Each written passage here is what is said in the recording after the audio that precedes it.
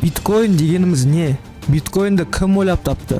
Биткоинді қалай сатып аламыз? Бүгінгі видеода сіздерге осы туралы айтатын боламын. Биткоин бұл жаңа заманның дамыған үрдісінде пайда болған виртуалды ақша.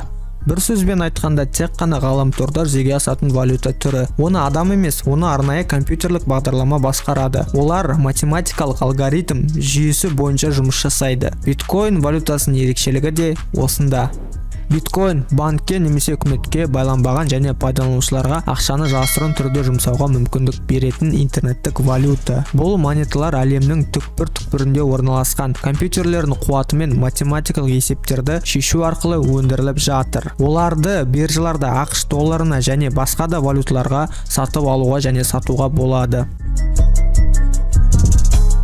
Биткоинді ойлап тапқан кім? Бұл интернетті ақшаны ойлап тапқан адам өзін Сатоши Накамото деп таныстырған. Ол биткоинді электронды ақша үлеу жүйесі ретінде құрастырып, оның негізін математикалық есептеулерге бекіткен. Бұл идеяны ұсынушы Сатоши Накамотоның айтуынша, ешқандай билік, банк сіздің ақшаңызға араласа алмайды.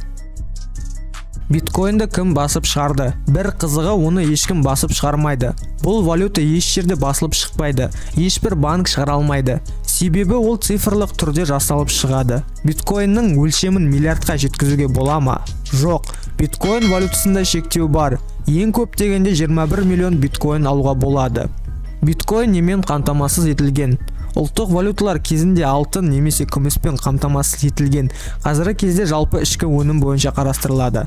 Ал биткоин ешқандай дүниемен қамтамасыз етілмеген, себебі бұл математика. Кез келген адам компьютер арқылы өз ақшасының орталық банк жүйесі бола алады. Бұл дегеніміз банксыз ақ ақшаға өзіңіз иелік ете аласыз. Биткоинмен жұмыс жасау үшін арнайы тіркеуден өтіп, құжаттар апарудың қажеті жоқ. 5 минут уақытыңыз болса болды, сіз бұл жүйемен жұмыс істей бересіз.